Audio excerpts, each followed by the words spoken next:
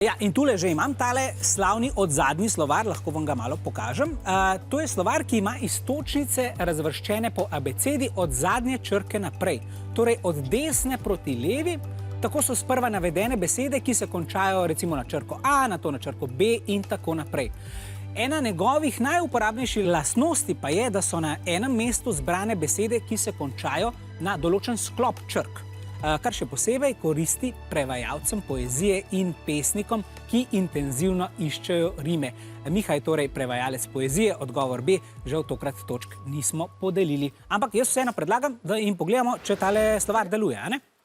In sicer, recimo, da me zanima, rima na besedo zima. To je zdaj kar ta brava, takole pa pogledamo zima, ja sem našel.